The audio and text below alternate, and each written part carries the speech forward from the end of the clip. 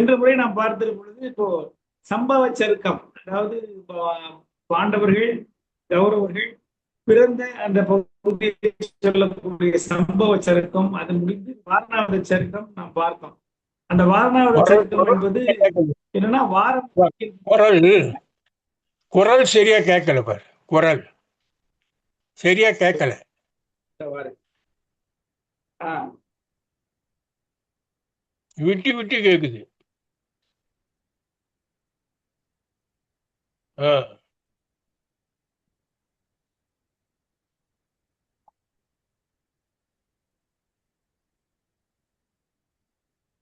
வாரணாசி என்று சொல்லக்கூடிய அந்த நாட்டில் ஊரில் வந்து ஒரு அரக்கு மாளிகை ஒன்றை அமைத்து அதிலே பாண்டவர்களை கொல்லுவதற்காக துரியோதனன் திட்டம் தீட்டி அந்த ஏற்பாடு செய்கிற சம்பவத்தை, முக்கிய நிகழ்ச்சியை குறிக்கிற சம்பவம் சருக்கம், ஆதலால் இது வாரணாவத சருக்கம் என்கிற பெயர் பெற்றிருக்கிறது. ஆனால் அதற்கு முன்பாக இந்த பஞ்சபாண்டவர்களுடைய இளமை காலங்கள் எல்லாமே அதுல வருது. முதல் பகுதியை ரொம்ப சுருக்கமா சொல்லிட்டு நம்ம விட்டு போன இரண்டாவது பகுதியை பேசலாம்னு நினைக்கிறேன். அதாவது முதல் பகுதியில என்னன்னா, இந்த குழந்தைகள் வளர்ந்து வருகிறார்கள். கௌரவர்களும் பாண்டவர்களும் மிக அழகாக வளர்ந்து வருகிறார்கள்.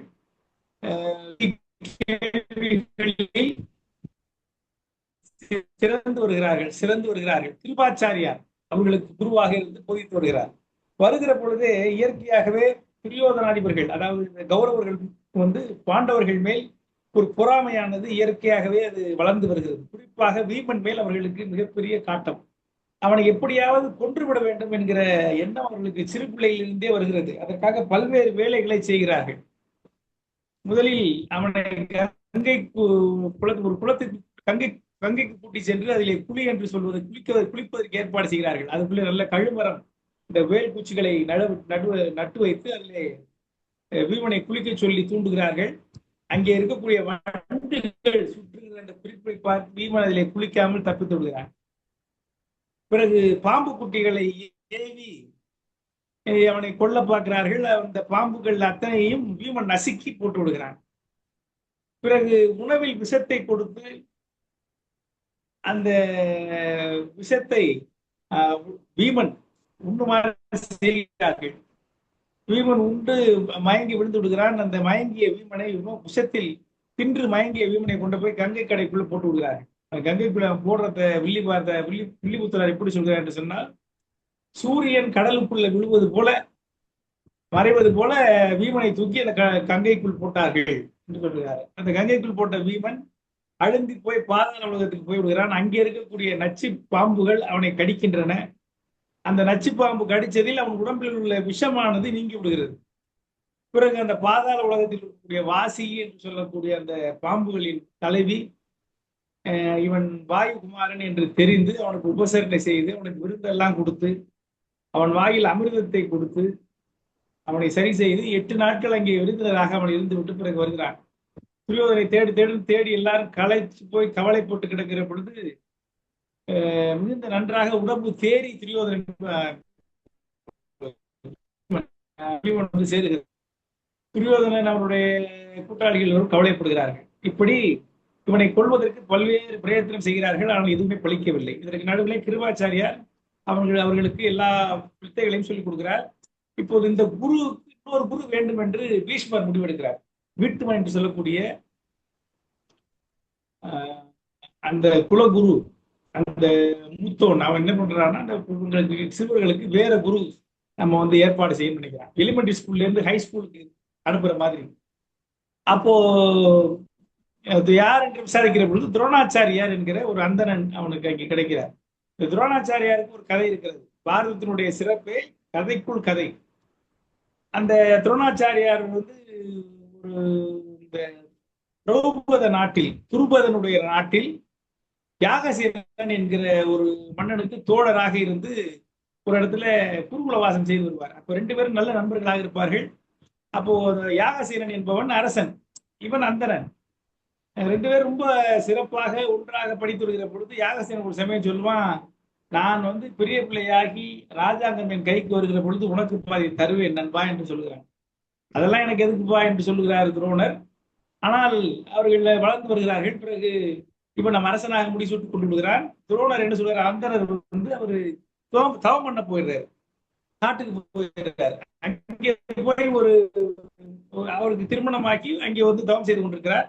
அந்த யாகசாலையில் இருக்கும் பொழுது அந்த ஆசிரமத்தில் அவருக்கு ஒரு குழந்தை பிறக்கிறது. அந்த குழந்தைக்கு பால் கொடுக்க கூட அவனிடம் வசதி இல்லை என்கிற பொழுது அந்த மனைவியானவள் ரொம்ப கவலைப்படுகிறாள். ஆகவே அந்த வறுமை நிலை நீங்குவதற்காக நேரா போய் அவர் என்ன பண்றாரு, யாகசேனன்ட்ட, நண்பா நீ வந்து எனக்கு ஒரு பாதி ராஜாங்கம் கொடுக்குறேன்னு சொன்னியே, எனக்கு அந்த ராஜாங்கத்தை கொடுக்க வேண்டாம், எனக்கு ஏதாவது என்னுடைய வறுமை நிலையை போக்கு ஏதாவது கொடு என்று கேட்கிற பொழுது அவன் இகழ்ந்து உரைக்கிறான். இந்த யாகசேனன் துரோணாச்சாரியரை, நான் மன்னன் நீ வெறும் அந்தணன், நீ நானும் ஒன்றா என்று பேசிவிடுகிறான். அதுல ரொம்ப கோவப்பட்டு அவமானப்பட்டு அவர் என்ன சொல்கிறார், உன்னை பழி வாங்குகிறேன் என்று சொல்லிவிட்டு அவர் வந்து விடுகிறார். அவர் நேரா வந்து என்ன பண்றாருன்னா அஸ்தினாபுரத்துக்கு வருகிறார். அங்கே பீஷ்மர் அதை பார்த்து விட்டு நல்ல வேளை நல்ல குரு வந்தார் என்று சொல்லி துரோணாச்சாரியாரை அந்த அரசகுமாரர்களுக்கு குருவாக, வித்தை கற்கிற குருவாக ஏற்பாடு செய்கிறார். அவர்கள் வித்தை கற்றுக் கொள்கிறார்கள் என்கிற வகையிலே போன தடவை பார்த்தோம். அப்போ வந்து நம்ம ஐயா வந்து வேகமா போறதை சொல்லி ஐயா நம்ம ஐயா ஏறிக்கிறார் சொன்னார், இல்ல நல்ல சறுக்க ரொம்ப அவசரமா போக வேண்டாம், மெதுவாகவே போங்க என்று சொன்னார். அதன்படி அதோடு நிறுத்தணும். அந்த குழந்தைகள் மிக்க அழகாக அந்த துரோணாச்சாரியரிடம் அவர்கள் கற்றுக்கொண்டு வருகிறார்கள். கற்றுக்கொண்டு வருகிற பொழுது அதுல அர்ஜுனன் மிக மிக சிறந்து விளங்குகிறான். அந்த ஒரு வகுப்பு இருந்தா அதுல ஒரு பையன் நல்லா இருப்பான் இல்லையா, அந்த மாதிரி அர்ஜுனன் மிக மிக சிறந்து விளங்குகிறான். அதை எப்படி எழுதுகிறார் வில்லிபுத்திரார், வெஞ்சிலையினால் இவன் ராகவனை ஒக்கும் என விசயன் விஷயத்தின் மிகவே. அவனுடைய அந்த வெல்திறமையில் அந்த அர்ஜுனன் எப்படின்னா விசயன், அவன் ராகவனை ஒக்கும், ராமச்சந்திரனை ஒக்கும், ராமாயணத்தில் வரக்கூடிய ராமனை ஒக்கும். வெஞ்சிலையினால் இவன் ராகவனை ஒக்கும் என விசயன் விஷயத்தின் மிகவே. எஞ்சிய குமாரர்கள் பொறாமையின் மற்ற எல்லாரும் அவனை பார்த்து பொறாமைப்பட்டார்கள்.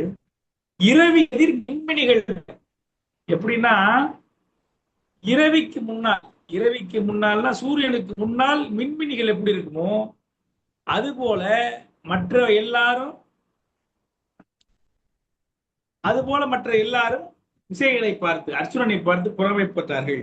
அஞ்சொல் முனிதானும் இவன் மேல் எவரினும் பெருக அன்புடையானாகி, அந்த முனிவனும் அந்த துரோணாச்சாரியானும் இவன் மேல் மிகுந்த அன்புடையானாகி அகலான், அன்பு அகலாதவனாக இருந்தான். நெஞ்சுர அருங்கலைகள் கற்கும் அவர்தம் அளவில் நிகழாதவர்கள் யார். ஒரு ஆசானிடம் நல்ல அறிவுடைய ஒரு மாணவன் இருந்தால் அவன் மேல் அன்பு செலுத்தாத ஆசான் உலகத்தில் உண்டா?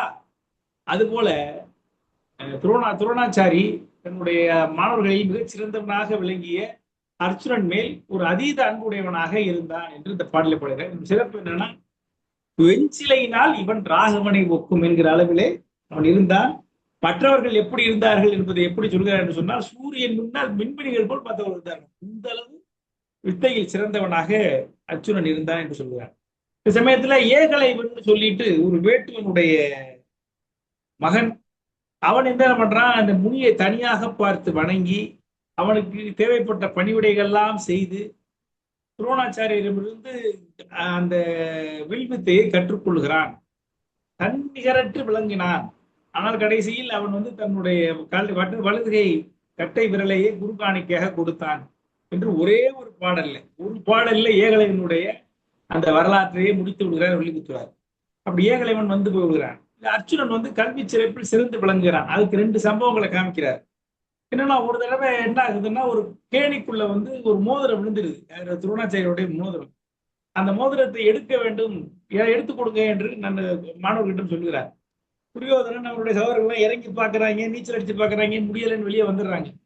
ஆனால் அர்ஜுனன் தன்னுடைய அம்பினால் அதை எடுத்து கொத்தி எடுத்து கொடுக்குறான்.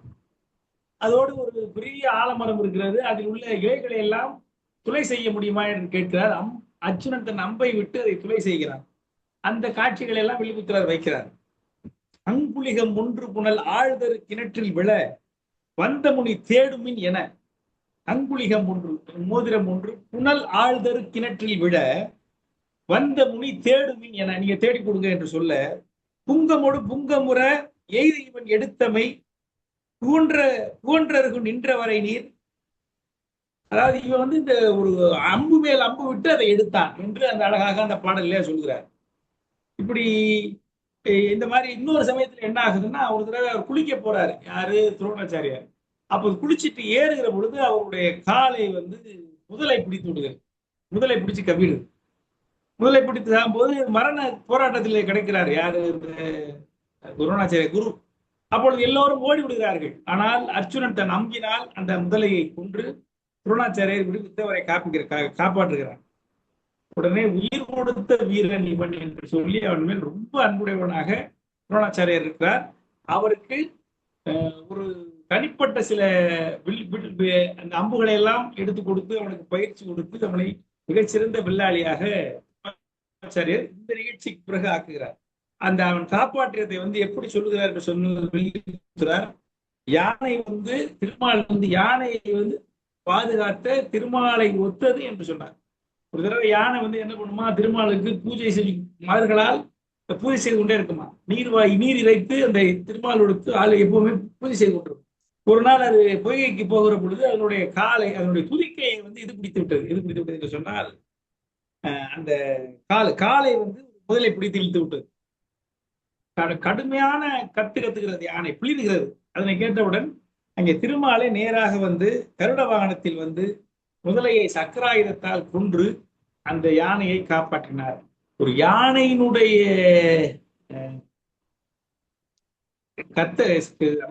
யானையினுடைய துன்பத்திற்கு இறங்கி திருமால் நேரடியாக வந்தார். இதை வந்து ராமாயணத்துல பல இடங்கள்ல 2-3 இடங்களில கம்பர் சொல்வதை நம்ம பார்த்திருக்கோம். அப்படிப்பட்ட அந்த நிகழ்ச்சியை நினைவுபடுத்துகிறார் யார், வில்லிபுத்திரர். அவரும் திருமால் பக்தர். அதை போல இந்த முதலை வாய்ப்பில் அகப்பட்ட துரோணாச்சாரியாரை அர்ச்சுனன் விடுவித்தான். அதற்கு பிறகு அந்த அர்ச்சுனன் மேல் அவனுக்கு வந்து ரொம்ப ஒரு அன்பு வந்து விட்டது. ஒரு தனுவினால் இதயம் மகிழ் குருவினுக்கு இவனும் உயிர் உதவினான். ஒரு வில்லு வச்சு அந்த குருவுக்கு அர்ச்சுனன் உயிர் உதவினான். உதவலும் குருவும் இவனுக்கு நிலையாலும் மறையாலும் வழி கூர் பகழி ஒன்று உதவினான். குருவும் அதுக்கு மகிழ்ந்து மிகச்சிறந்த ஒரு பகழி, ஒரு அம்பை யாரு அர்ஜுனனுக்கு கொடுத்தான் என்று அவர் எழுதுகிறார். இருவரும் நயந்தருளும் வினயமும் மிகுந்தனர்கள். 2 பேரும், அந்த குருவும் சிஷ்யனும் நயந்து அருளும், ஒருவர் நயந்து அருளும் வினயமும் அந்த அன்பும் மிகுந்தவர்களாக இருந்தார்கள். எப்படி என்றால், இன்னுயிரும் மனமும் எனமேல். மனமும் உயிரும் எப்படி ஒன்றாக இருக்கிறதோ அதுபோல ஒருவருக்கு ஆதாரமாகவும் அன்புடையவர்களாகவும் குருவும் சிஷ்யனும் அதற்கு பிறகு மாறிவிட்டார்கள் இந்த நிகழ்ச்சிக்கு பிறகு என்று பாடல் எழுதுகிறார். இப்படி நடந்து வருகிறது. அப்போ ஒரு சமயத்துல வந்து எல்லா வித்தைகளை குருகுல மைந்தர்களுக்கு வந்து வித்தையை அரங்கேற்றுவோம் என்று சொல்லி துரோணாச்சாரியர் சொல்லுகிறார். பீஷ்மர் மிகுந்த மகிழ்ச்சியோடு ஒரு பெரிய அரங்கத்தை ஏற்பாடு செய்து, கடலை ஏற்பாடு செய்து, அனைவரும் இருக்குமாறு செய்து அவர்கள் அங்கே அவர்கள் கற்ற வித்தையெல்லாம் அரங்கேற்றுகிறார்கள். ராஜகுமாரன் பீமனும் துரியோதனனும் கதாயுதத்தை எடுத்துக்கொண்டு சண்டை போடுகிறார்கள். ஒரு கட்டத்தில் ஒருவரும் கொல்ல வேண்டும் என்கிற அளவுக்கு போய்கிறார்கள். இந்த சமயத்துல கிருபாச்சாரியார் புகுந்து அப்படியே, கிருபாச்சாரியார் இல்ல, அந்த துரோணருடைய மகன், துரோணாச்சாரியருடைய மகன், அவன் உள்ளே புகுந்து அவர்கள் 2 பேரையும் வலிமையாக கொண்டு விளக்குவான். அப்படி 2 பேரும் அடித்துக் கொள்வார்கள். அதற்கு பிறகு மிகுந்த அர்ச்சுனன் தன்னுடைய வில்வித்தை எல்லாம் காமிப்பான். அத்தனை பேரும் அப்படியே அசந்து போய் விடுவார்கள். இந்த சமயத்துலதான் என்ன நடக்கும் என்றால், அவனை புகழ்ந்து பாடுவார்கள். அந்த சமயத்துல திடீர்னு கர்ணன் அங்கே குதிப்பான். அவன் வந்து குதித்து அவனுடைய வில்வித்தை எல்லாம் அங்கே காண்பிப்பான். அதை காண்பிக்கிற பொழுது அதுவும் அர்ச்சுனனை ஒத்த வில்வித்தையை அவன் காண்பிப்பான். அதை காண்பிக்கிற பொழுது எல்லோரும் பார்த்து வியப்பார்கள். மங்குள் சூழ்வி மானம் ஒன்றில் மஞ்சம் கோடி திகழவே அங்கன் வானம் மீனம் என்ன அவை இருந்த அரசர் முன் சிங்கம் என்னுமாறு எழுந்து சிங்க நாதமும் செய்தான் பங்கசாத பரிமளம் கொள் பானு ராச சூணுவே.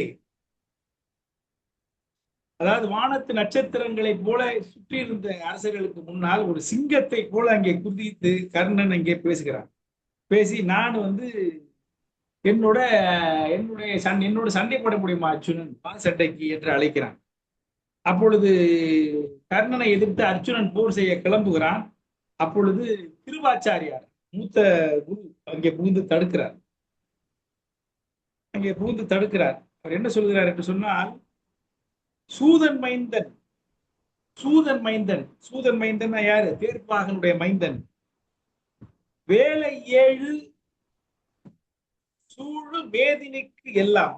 வேலைனா கடல். 7 கடல் சூழ்ந்த மேதினி, இந்த உலகத்தை ஆளக்கூடிய நாதன் மைந்தன், அந்த அரசனுடைய மைந்தன் அர்ஜுனன், அவனோடு வெகுண்டு நவிழுதற்கு நன்னுமோ. ஒரு சூதன் மைந்தன், ஒரு தேர்ப்பாகனுடைய மகன், 7 கடல்களையும் கட்டி ஆளுகின்ற, 7 கடல்கள் சூழ்ந்த இந்த உலகத்தை ஆளுகின்ற நாதனுடைய மைந்தனாகிய அர்ஜுனனோடு வெகுண்டு நவிழுதற்கு நன்னுமோ. அவனோட வெகுண்டு பேசுறதுக்கு கூட முடியுமா? அது வருமா?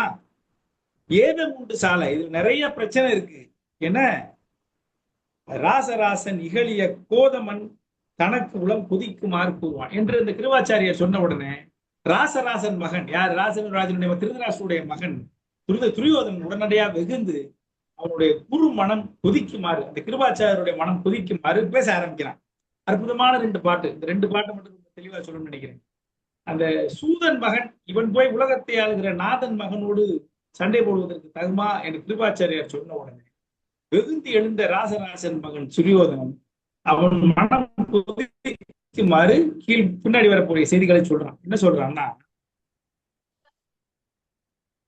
அதாவது தேர்ப்பாகனுடைய மகன் குலம் சார்ந்தவன், அது சண்டை கொள்ளலாமா என்று அவர் சொல்றாரு. அதுக்கு சொல்றாரு, கற்றவர்க்கும் நலை நிறைந்த கண்ணியர்க்கும் வன்மை கை உற்றவர்க்கும் வீரர் என்று உயர்ந்தவர்க்கும் வாழ்வுடை கொற்றவர்க்கும் உண்மையான கோதில் ஞான சரிதராம் நற்றவர்க்கும் ஒன்று சாதி நன்மை தீமை இல்லையால். அற்புதமான பாட சொல்றாரு. இந்த உலகத்துல இந்த சாதி சமயம் குல வேறுபாடு இதெல்லாம் இவங்களுக்கு கிடையாது. யார் யாருக்கு கிடையாதுன்னா எல்லாருக்கும் ஒத்து வராது. எப்படின்னா, கற்றவர்கள் படித்தவர்களுக்கு சாதி கிடையாது, அவர்களை சாதி பார்க்க கூடாது. கவை நிறைந்த கண்ணியர்கள், அழகு நிறைந்த பெண்கள், அவர்களுக்கு சாதி கிடையாது, அவர்களிடம் சாதி குலம்லாம் பார்க்கக்கூடாது. ஈகை குணம் உடையவர்கள், வள்ளல்களை யாரும் சாதியை சொல்லி தள்ள மாட்டார்கள். வீரர்கள், அவர்கள் ஜாதியை சொல்லி அவர்களை ஒதுக்கக்கூடாது. அரசர்கள், தவம் புரியும் ஞான முனிவர்கள், இவர்களை எல்லாம் குலப்பெருமையை சொல்லி குலத்தாழ்ச்சி சொல்லி அவர்களை தள்ளுபடி செய்யக்கூடாது, அவர்களை எடுக்கக்கூடாது. அப்புறம் இவர்களிடம் சாதி எனவும் உயர்ந்தவர் தாழ்ந்தவர் எனவும் நன்மை தீமை எனவும் பார்ப்பது உலக வழக்கம் இல்லைன்னு துரியோதனன் சொல்றான். உருப்படியா ஒரு பாட்டு அழகா சொல்றான். இந்த உலகத்துல ஜாதியே இல்லை, ஜாதிகள் இல்லையடி பாப்பான்னு சொல்றான். பிறப்புக்கும் எல்லா உயிருக்கும் சொல்றான். குலத்தாழ்ச்சி சொல்லல் பாவம்னு இன்றைக்கு சொல்லுகிறோம். ஆனால் அந்த காலகட்டத்துல, அந்த நம்பிக்கை இருக்கிற காலகட்டத்தில் சூதன் மகன் நாதன் மகனுக்கு இணையா அப்படின்னு திருவாச்சாரியார் குருவே சொல்லுகிற பொழுது, அவனுடைய சீடனாகிய அவனுடைய மாணவனாகிய துரியோதனன் சொல்றான், சாதி எல்லாத்தையும் பார்க்கலாம், ஆனா இவங்களுக்கு எல்லாம் பார்க்க கூடாது. படிச்சவனுக்கு பார்க்க கூடாது, அழகான பெண்களுக்கு பார்க்க கூடாது, அரசனை பார்க்க கூடாது, வீரர்களிடம் பார்க்க கூடாது, வள்ளல்களிடம் பார்க்க கூடாது, ஞான முனிவர்களிடம் பார்க்க கூடாது, இவர்கள் எல்லாம் சாதி எல்லாம் பார்க்க கூடாது, இவங்களை உயர்ந்தவர்கள் தாழ்ந்தவர்கள் பாகுபாடு காட்டக்கூடாது, நன்மை தீமை எல்லாம் இவங்கள்ட்ட நீங்க அந்த கணக்கு வழக்கெல்லாம் இவர்கள்ட்ட செல்லுபடியாகாது என்று துரியோதனன் சொல்லுகிறான். அவ்வளவு அரசர்களுக்கு முன்னாடி. பிறகு சொல்றான், அற்புதமா சொல்றான், அரி பிறந்தது அன்று தூணில். திருமால் எதுல பிறந்தாரு? நரசிம்மரா இருக்கும்போது தூண்ல இருந்து வந்தாரு. அவரு தூண்ல இருந்து என்ன வரும்? தூசி தான் வரும். அப்படி தூணில இருந்து ஒரு தூசியை போல் வந்தார் நரசிம்மர். திருமால் அரி பிறந்தது அன்று தூணில் அரணும் வேயில் ஆயினன் பறவை உண்ட முனியும் இப்பரத்து வாசன் மைந்தனும் ஒருவையின் கண் முன் பிறந்தது ஒன் சரத்தின் அல்லவோ அரிய வென்றி முருகவேலும் அடிகளும் பிறந்ததே என்று சொல்கிறார். அதாவது அரி பிறந்தது அன்று தூணில், திருமால் தூணில் தோன்றினார். அரணும் வேயில் ஆயினன், மூங்கிலில் தோன்றினான் சிவபெருமான். பறவை உண்ட மணியும் இப்பரத்து வாசன் மைந்தனும். பறவை உண்ட மணினா பறவை, கடல். கடலை குடித்த முனி யாருன்னா அகத்தியன். அகத்தியனும் இந்த பரத்து வாசன் மைந்தன் எங்களுடைய ஆசிரியர் துரோணர் இருக்காரு, இவரும் அகத்தியரும் கும்பத்தில் பிறந்தவர்கள். கும்பத்தில் பிறந்தவர், கும்பகலசத்தில் பிறந்தவர்கள்.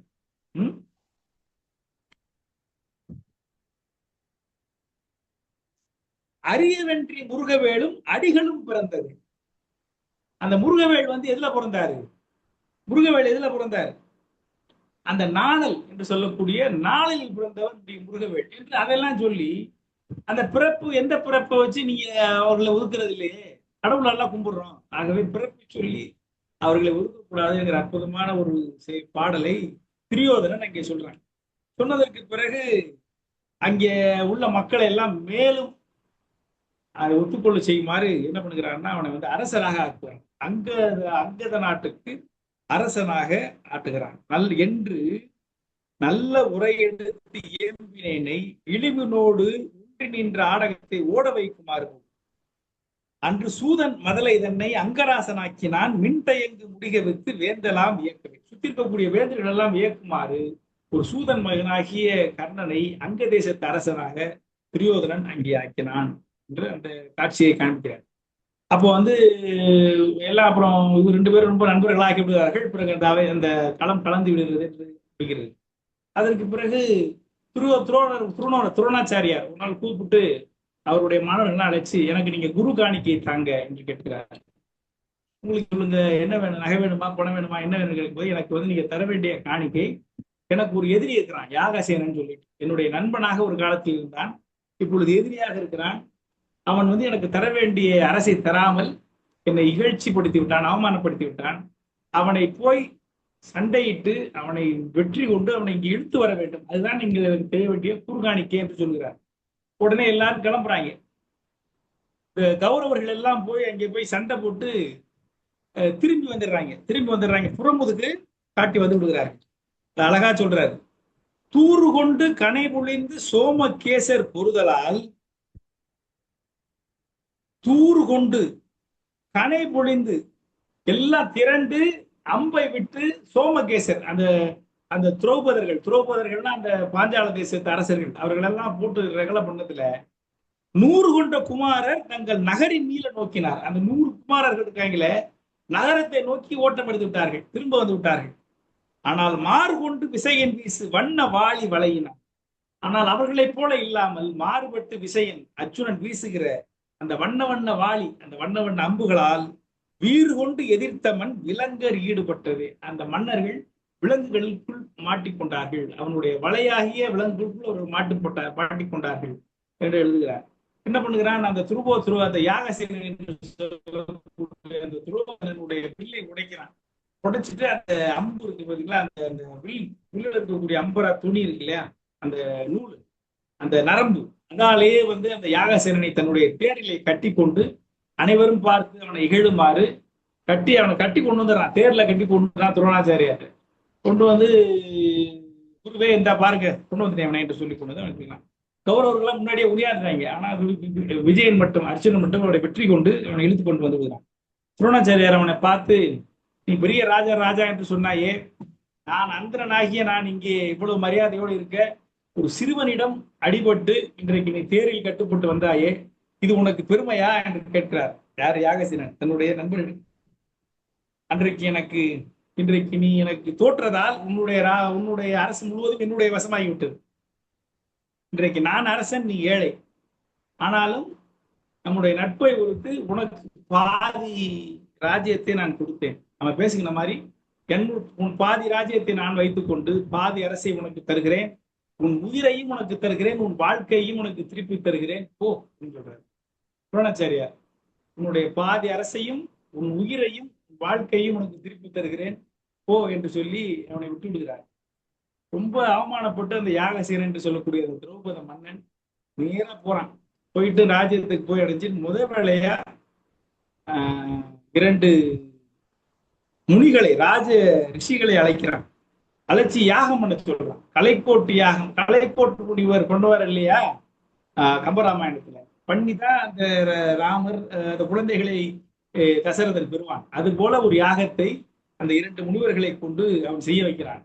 அந்த யாகத்தை அவர்கள் என்ன சொல்றான்னா, எனக்கு ஒரு பெண் ஒரு ஆண், என்னை அவமானப்படுத்தி அந்த துரோணனை கொல்வதற்கு ஒரு ஆண் குழந்தை, என்னை வென்று என்னை எடுத்து போன அர்ஜுனனை மனம் புரிவதற்கு எனக்கு ஒரு பெண் குழந்தை எனக்கு வேண்டும் என்று சொல்லி அவன் இந்த யாகத்தை செய்கிற பொழுது அவர்கள் ரொம்ப பிரயத்தனப்பட்டு அந்த செய்வார்கள். அதுல வந்து அந்த அமுதம் தோன்றும், அதை அவனுடைய தேவர்களிடம் கொடுப்பான். ஆனா யாரும் வாங்க மாட்டாங்க. அவர்கள் யாரும் குடிக்க மாட்டார்கள். உடனே என்ன பண்ணுவார்கள், அந்த முனிவர்கள் அது வீணாகக்கூடாது என்று சொல்லி அதில் இருக்கக்கூடிய நெருப்பிலேயே அதை கொட்டி அங்கே அவர்கள் யாகம் செய்வார்கள். அந்த நெருப்பில் கொட்ட உடனே அதுல இருந்து சிங்கம் மாதிரி ஒரு ஆண் குழந்தை வரும். சிங்கம் மாதிரி ஒரு ஆண் குழந்தை வரும். நம்ம பேர் திஷ்டத்வீமன் பேர். நம்ம பேர் திட்டத்வீமன் என்று சொல்லக்கூடிய ஆண் குழந்தை அந்த கலைக்கோட்டு முனிவர்கள் அந்த அந்த முனிவர்கள் செய்கிற யாகத்திலிருந்து நெருப்பில் இருந்து அந்த குழந்தை திட்டத்வீமன் என்ற குழந்தை. அவன் தான் துரோணனை பின்னாடி கொல்ல போகிற துருபதனுடைய மகன். கொஞ்ச நேரத்துல வந்து எல்லாரும் இங்க மகிழ்வார்கள் அவனை பார்த்த உடனே. அப்புறம் கொஞ்ச நேரத்துல பார்க்கடலில் இருந்து அமுதம் வந்தது போல அந்த நெருப்பில் இருந்து திரௌபதி வருவாள். அந்த ஒரு பெண் குழந்தை பிறகு அந்த பெண் குழந்தை யாருன்னு சொன்னீங்களா, பின்னால் நம்ம அர்ஜுனன் திருமணம் செய்து போகிற திரௌபதி. அவளையும் பார்த்து எல்லாரும் மகிழ்வார்கள். பொன்னும் பிறந்தால் கோகனகம் பூமீது எழுந்த பொன் போல்வாள் என்று சொல்கிறான். அதாவது அவள் திருமகளை பூமீது எழுதுகிற பொண்ணை போல அவள் நெருப்பில் இருந்து அவள் இங்கே எழுந்தா. யாரு? திருமகள் எழுந்தாள், திரௌபதி எழுந்தாள் என்று எழுதுகிறார். அப்படி ஒரு ஆண் குழந்தையும் பெண் குழந்தையும் அங்கே பிறக்கும். இதுல பெரிய ட்விஸ்ட் என்னன்னா, இந்த ஆண் குழந்தை இருக்கான திட்டத்தூய்மன் வாங்கயா 10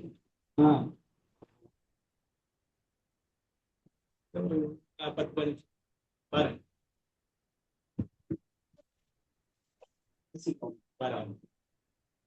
அந்த திட்டத்தூய்மன் வந்து நேரா வந்து என்ன பண்ணுவான்னா துரோணத்தே வந்துருவான். வந்து நீங்க எனக்கு வில்வித்தை சொல்லித்தரணும்னு கேட்பான்.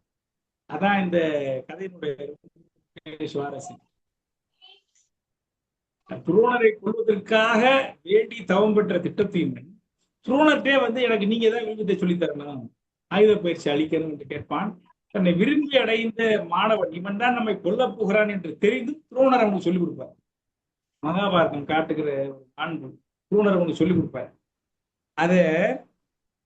அத வந்து சொல்லிக் கொடுப்பாரு. அது அழகா சொல்றாரு யாரு, வில்லிபுத்திரார். கரண மறுவற்று இலங்கு திரள் கலசோல் பவன் பால் கனல் பயந்தோல். அதாவது கொஞ்சம் கடினமா இருக்கும் வள்ளிபுத்திராரோட, ஆனா வந்து புரிஞ்சுக்கிட்டா ரொம்ப எளிமை. இங்க பாருங்க, கரண மறுவற்றுன்னா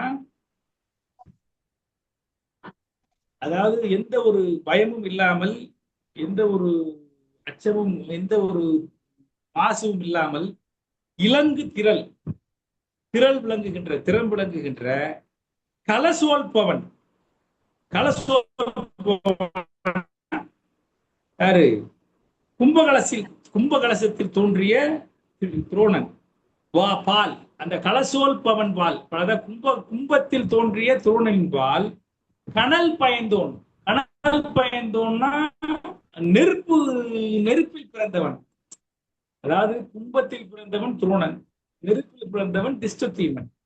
சோ இலங்கு திரள் கலசோல் பவன், அதாவது திறத்தோடு விளங்குகிற கலசோல் பவன், அந்த கலசத்தில் பிறந்த துரோணன் பால் கனல் பயந்தோன், அதாவது நெருப்பிலிருந்து பிறந்தவன். யாரு? திஷ்டத்தூய்மன். சரணமலர் தன் தலை கொண்டு அவனுடைய கால்களிலே விடிந்து பணிந்து தனு நூல் எனக்கு தருக, அந்த வில்வித்தை எனக்கு கற்றுத்தருக என்றான். மரணம் இவனால் தனக்கு என்பது உணர்ந்து குருவும் மறாது அளித்தான். மரணம் இவனால்தான் நமக்குன்னு தெரிந்தும் குரு அதனை மறுக்காது அளித்தான். அதுதான் சொல்றாரு ஒரு 2 வரி. அது அருமையான ஊமை. அதுக்காகத்தான் இந்த பாட்டை சொல்றேன். அரணி இடத்தில் செறிந்தென்றோ அதனை செகுப்பது அடல் அம்மா. அதாவது நெருப்பு வந்து அரணிக்கட்டை இருக்கு பார்த்தீங்களா, அந்த கட்டையை வந்து தேய்ச்சி நெருப்பு உருவாகும். அந்த மரத்தில் இருந்து அந்த கட்டையில் இருந்துதான் நெருப்பு உருவாகும். ஆனால் அந்த நெருப்பு தான் அந்த மரத்தை வந்து எரிக்கும் இல்லையா? அது மாதிரி அவரிடம் கண்டு கற்றுக்கொள்ளுகிற அந்த வித்தையை கற்றுக்கொள்ளுகிற திஷ்டத்தூய்மன் தான் அவனை அழிக்கப் போகிறான். ஆனாலும் அந்த அந்த குருவும் அதனை மறாது அழித்தான் என்று சொல்கிறார். அற்புதமான ஒரு கரணமருவற்று இலங்கு திரள் கலசோற்பவன் பால் கனல் பயந்தோன் சரணமலர் தன் தலை கொண்டு தனுநூல் எனக்கு தருக என்றான். மரணம் இவனால் தனக்கு என்பது உணர்ந்து குருவும் மறாதளித்தான். அரணி இடத்தில் செறிந்தென்றோ அதனை செகிப்பது அழகுமா. அரணியிலிருந்து உருவாகி அல்லவா அந்த தீயும் அந்த அரணியை அழிக்கிறது. அதுபோல இந்த நிகழ்ச்சியானது இங்கே நிகழ்கிறது என்று அழகாக இங்கே இவர் சொல்றார். இப்படி தர்மம் இப்படி இருக்கும்போது இப்போ தர்மபுத்திரனை வந்து எல்லாரும் கேள்விகள் திறந்து இரக்கத்தில் சிறந்து விளங்குகிற தர்மபுசனி புத்திரன் எல்லாரும் போற்றுகிறார்கள். பிறகு அவனுக்கு இளவரச பட்டம் சுட்டுகிறார்கள். ஏன்னா திருதராஷ்டிரன் அரசனாக இருக்கிறான். இளவரச பட்டம் வந்து அவனுடைய தம்பியாக பாண்டுக்கு போக வேண்டியது. பாண்டு உயிரோடு இல்லை. ஆகவே அவனுடைய மகனாகிய தர்மபுத்திரனுக்கு தான் கொடுப்பதுதான் நியாயம், மண்நீதிப்படி. ஆகவே அவனுக்கு கொடுக்கிறார்கள். அதை கேட்டு துரியோதனன் வெகுண்டு இருக்கிறான். போய் சண்டைக்கு போறான் அப்பாட்ட.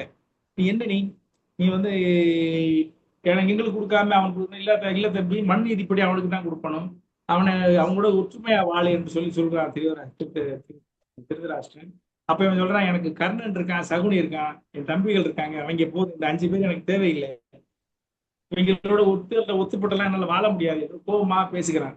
இதை கேட்டவுடனே திருதராஷ்டிரன் என்ன பண்றது தெரியாம பீஷ்மரையும் அழைச்சு இந்த மாதிரி பண்றாங்களே, இவங்களுக்கு உண்மையா இருக்க மாட்டாங்க, உங்களுக்கு என்ன பண்றது என்று கேட்கிறான். அப்பொழுது சொல்லுகிறார்கள், அப்போ திருதராஷ்டிரனே சொல்றான், என்ன சொல்றான், எங்களுடைய உண்ணா வச்சிருந்தா சண்டை வந்துட்டே இருக்கு, பிரிச்சு வச்சிருவோம், நம்ம தனித்தனியாக பிரித்து வைத்து விடுவோம், அப்பொழுது வந்து அவர் ஒரு வேலையை பார்ப்பார்கள் என்று முடிவெடுக்கிறார்கள்.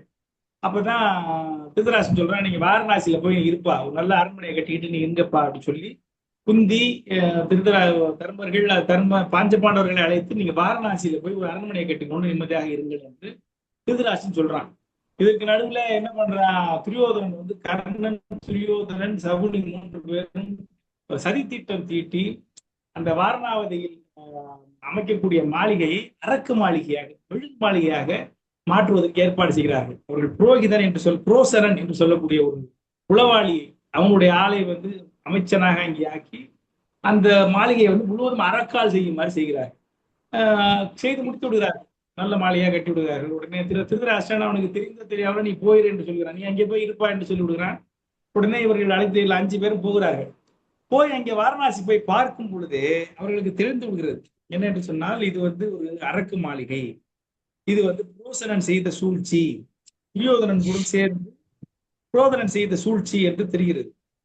உடனே அதுக்கு ஒரு பாட்டு போட்டிருக்காரு, 4 வரி. மெழுகினால் நமக்கு ஆலயம் வகுத்ததும் விறகே, ஒழுகுகின்ற தன் ஒழுக்கமும் வஞ்சனை ஒழுக்கே, எழுகடல் படை யாவையும் இவன் வழி எனவே, தொழுத கையிலும் படை உள்ள சூழ்ச்சியும் பெரிதாம் என்கிற பாட்டை வைக்கிறார். அதாவது கும்பிடுற கைக்குள்ள பகையை அம்பை வைத்துக் கொண்டு கத்தியை வைத்துக் கொண்டு வருகிற பகைவனை போல இவர்கள் நமக்கு நல்லது செய்வது போல நமக்கு கெடுதல் செய்திருக்கிறார்கள்.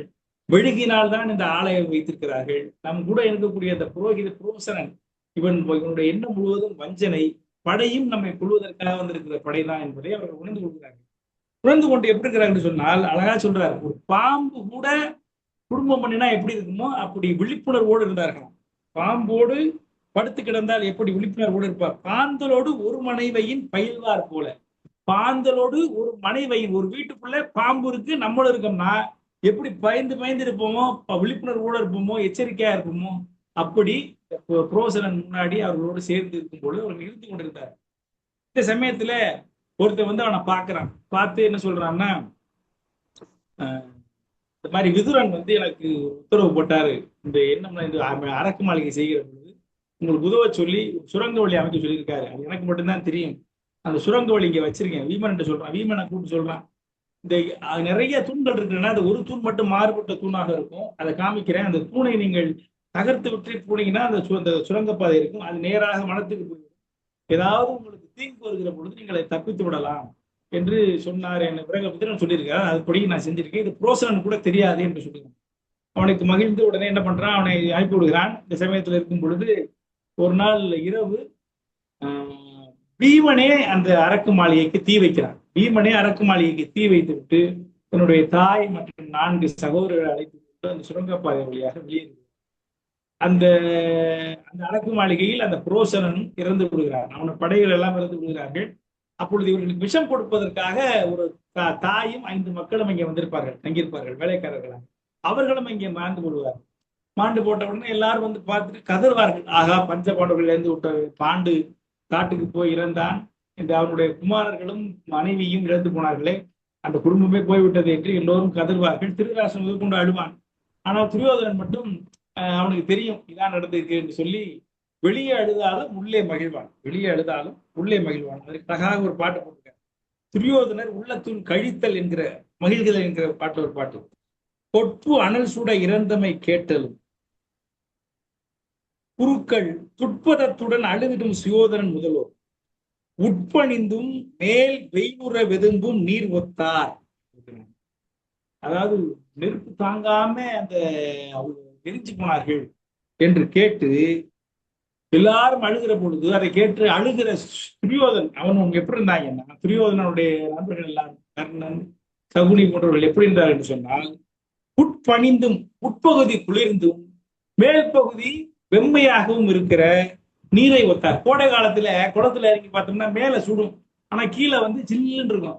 அந்த மாதிரி மேலே சுட்டும் கீழே வந்து குளிர்ந்து நிற்கக்கூடிய இந்த குளத்தை போல நீரை போல துரியோதனுடைய மனமானது இருந்தது. வெளியே வந்து வெளிப்புறத்துக்கு அழுவது போல பக்கம் மகிழ்ச்சியாக இருந்ததுன்னு ஒரு அற்புதமான ஒரு ஒரு பாடலை வில்புத்திரர் வைக்கிறார். அதாவது அப்படி ஒரு உன்னை போல ஒரு ஆலயம் செய்து அவனை வாழ வைக்க வேண்டிய நிலையில் வெளிக்கினால் ஆலயம் செய்து அவர்களை துரியோதனன் சாக அடிக்க நினைத்தது, கொல்ல நினைத்தது சரியா? அது நடக்குமா? அறம் இருக்கிற பொழுது தர்மம் இருக்கிற பொழுது நிகழுமா என்று கவி கூற்றாக ஒரு பாட்டு வைக்கிறார். இதோடு இந்த வாரணாவத சருக்கமானது முடிகிறது. அடுத்த கூட்டத்தில் வேத்திரகிய சருக்கம் என்கிற சருக்கத்தில் அந்த அவர்கள் அந்த சுரங்க வழியாக சென்று வனப்பகுதி இடும்பாவனம் என்று சொல்லக்கூடிய வனப்பகுதியை அடைவார்கள். அங்கே நடக்கக்கூடிய அந்த இடும்பாவனத்தில் நடக்கக்கூடிய செய்திகள் தான் அந்த வேத்திரகிய சருக்கம். வாய்க்குள்ள நுழைய மாட்டேங்குது வார்த்தைகள். வேத்திரகிய சருக்கம் அவற்றை அதில் பார்ப்போம், நெக்ஸ்ட் அடுத்த கூட்டத்தில் பார்ப்போம் என்று சொல்லி அடியனுடைய இந்த சிற்றுரையை கேட்ட சிறியனுடைய இந்த உரையை கேட்ட அனைவருக்கும் நன்றி பாராட்டி அமைகிறேன். நன்றி.